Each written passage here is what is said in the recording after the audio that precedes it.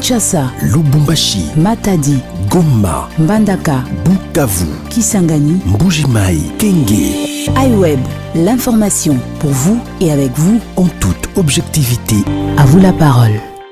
iWeb. De déclarations incongrues, abjectes, invraisemblables du président rwandais Paul Kagame tenu au Bénin le 15 avril dernier ont revulsé les Congolais qui ont décidé de tancer le instigateur des rébellions ayant endeuillé de millions de Congolais dans la partie est du pays. Que comprendre de propos de Paul Kagame? Mesdames et messieurs, on en parle dans ce top 15 que reçoit pour vous l'honorable Jean-Jacques Mamba Kabamba pour en faire le point. Bonjour, honorable. Oui, bonjour. Vous avez suivi le propos invraisemblable du président rwandais Paul Kagame. C'est, dit-on finalement, la principale motivation pour laquelle le président rwandais et le M23 combattent la République du Congo ou déstabilisent la République du Congo dans sa partie est est finalement connue ou elle n'en est pas une? D'abord, je vais essayer de vous apaiser. Monsieur Kagame quittera le pouvoir au Rwanda. Il laissera le Congo un et indivis. Donc, il ne pourra rien modifier. Ce sont des prétentions, ce sont des rêves qui ont comme seul obstacle notre détermination. Après, je n'aimerais pas que nous en fassions un sujet. En tout cas, je suggère, j'ai même discuté avec le ministre de l'Information, parce que le piège aussi, c'est celui-là, c'est-à-dire de mettre sur la table une discussion qui est inutile, des propos insensés qui vont nous replonger dans des nouvelles allégations, dans des nouvelles motivations ou explications du pourquoi de la guerre, alors qu'en réalité, ils sont à bout de souffle parce que aujourd'hui, le M23 n'a aucun argument à part demander à discuter avec le gouvernement et on ne sait même pas de quoi ils veulent discuter parce qu'en réalité, ces discussions ont eu lieu plusieurs fois, ils ont été intégrés, mais à chaque fois, ils reviennent sur les mêmes choses. Donc, je n'accorde pas assez d'importance à ces propos-là. Parce que matériellement, il n'a pas les moyens de modifier la situation, mais je pense qu'il a voulu quand même se faire une santé politique pour essayer de voir. C'est un ballon d'essai. Et je crois que nous devrions davantage nous concentrer à la défense de l'intégrité territoriale, à la protection de nos concitoyens qui sont à l'Est, que de répondre et d'entamer des discussions ergotées autour des propos de Kagame, parce que il parle de plus en plus. Remarquez, il y a quelques années, il était un peu taciturne. Mais ça fait quand même un bon moment qu'il parle beaucoup du Congo, encore beaucoup plus du Congo que de son propre pays, à se demander si réellement il y a une politique intérieure au Rwanda. Donc j'ai l'impression que toute la politique du Rwanda tourne autour du Congo et donc nous avons 26 provinces, nous avons des projets, nous avons 145 territoires développés et nous avons un pays qui restera un et indivis et qui verra Kagame quitter le pouvoir. Je ne sais pas comment, hein, je ne lui souhaite pas le mal, mais je dis qu'il quittera ce pouvoir et notre pays restera uni. Vous voulez dire, en présentant les motivations pour lesquelles Kagame déstabilise la RDC, le président rwandais n'a pas assez d'arguments à faire valoir, surtout quand il défendait la question des FDLR aujourd'hui. Il a avancé plusieurs arguments fallacieux. Aujourd'hui, il s'est sur quoi peut-on se repose aujourd'hui? Il n'y a rien. En réalité, il n'y a rien du tout. Parce que le prétexte du FDLR, nous avons eu plusieurs opérations conjointes. D'autres pays ont toujours été ouverts aux opérations conjointes. Nous en avons une avec le Rwanda, avec même la police rwandaise. Nous en avons une avec l'armée ougandaise en ce qui concerne les EDF. Donc, aucune armée, aucun pays, en tout cas nos voisins, ne peuvent léguer, nous faire la guerre ou nous envahir au motif que nous hébergeons leurs rebelles parce que nous avons ouvert nos portes pour qu'ensemble nous puissions traquer ces rebelles qui ne font pas du mal aux Ougandais, qui ne font même pas du mal aux Rwandais, les FDR.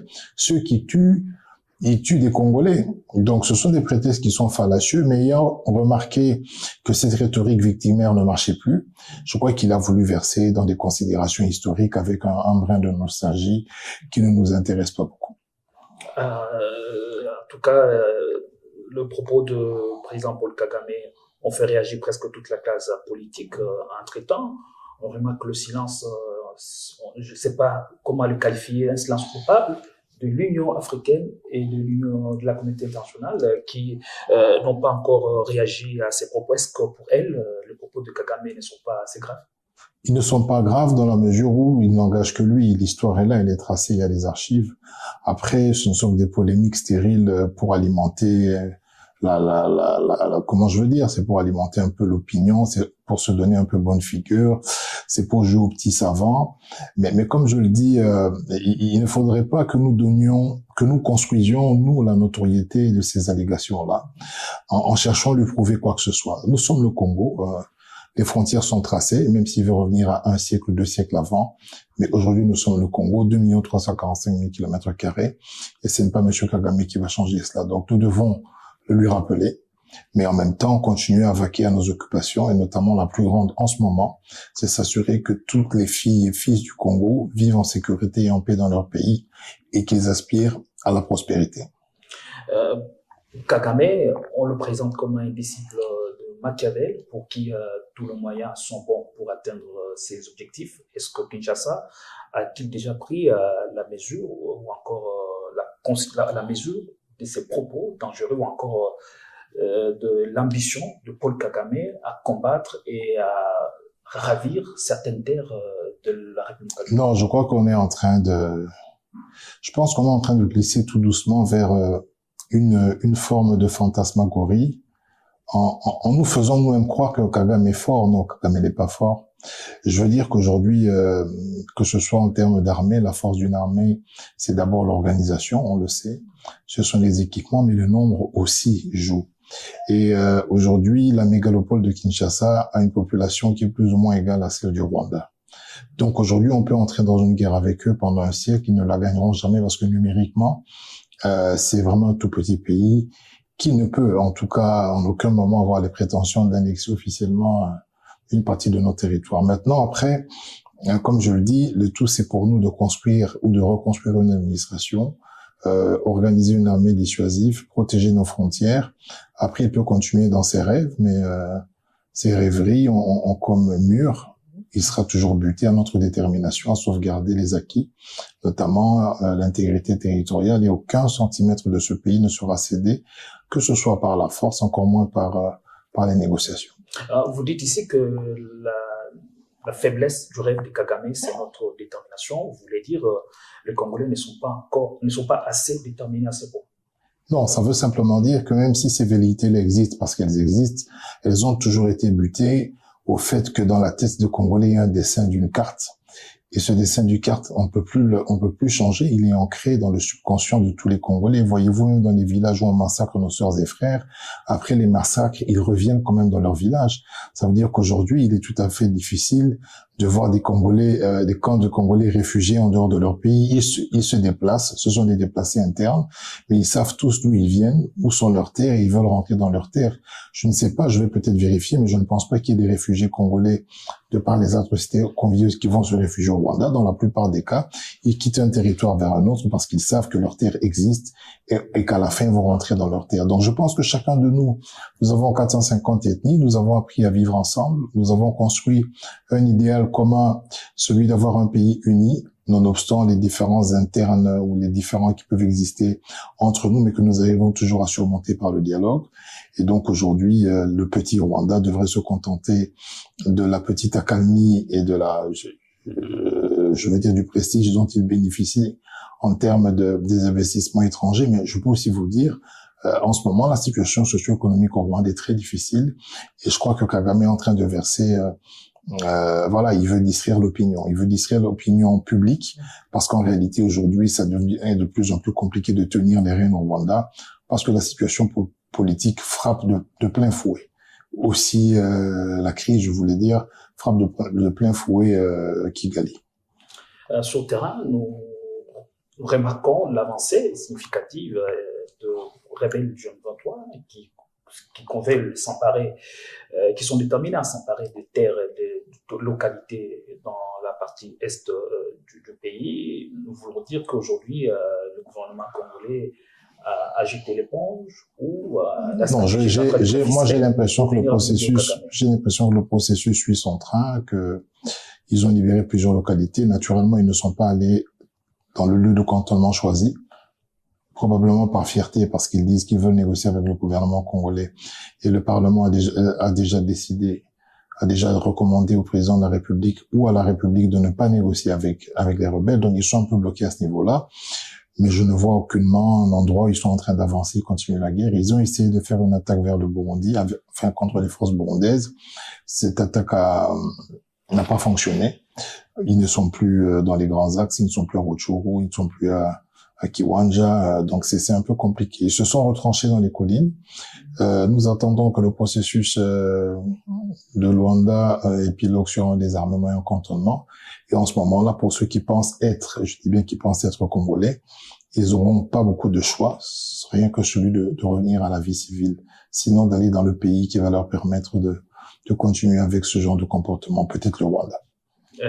Les terres dont parle Paul Kagame, aujourd'hui, il les a pas récupérées grâce à l'EAC.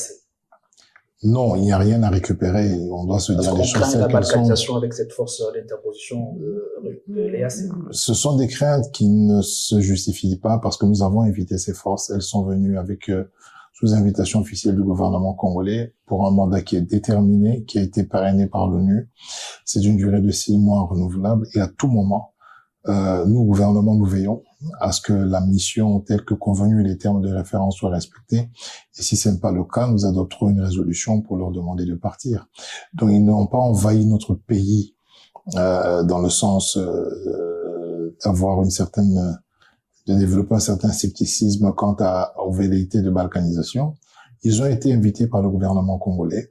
Et c'est ce même gouvernement congolais, au moment venu, au moment opportun, au moment nécessaire, qui pourra prendre la décision sur recommandation du Parlement de leur demander de partir. Honorable Jean-Jacques Mamba, votre dernier mot, vous voulez dire aux Congolais ici que les narcissiques Paul Kagame ne paie rien? Monsieur Kagame quittera le pouvoir et il laissera le Congo comme il l'a trouvé.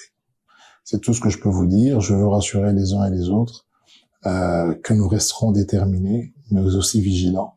Nous suivons tout ce qui se passe à l'est du pays. Et je pense que nous ne croisons pas les bras. Il y a beaucoup d'efforts qui sont fournis pour renforcer les capacités de nos forces armées. Nous devons les encourager parce qu'ils ont accepté de mourir pour nous. Ils ont accepté de mourir pour l'intégrité de ce pays.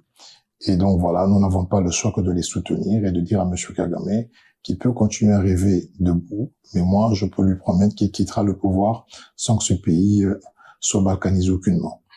Honorable Jean-Jacques Mamba, Top 15 vous dit merci d'avoir répondu à cette question. C'est moi qui vous remercie.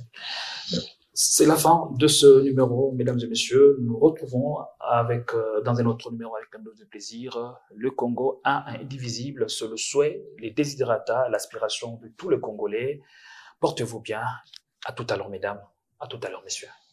Kinshasa, Lubumbashi, Matadi, Goma, Mbandaka, Bukavu, Kisangani, Mbuji-Mayi, Kenge. iWeb, l'information pour vous et avec vous En toute objectivité, À vous la parole. iWeb.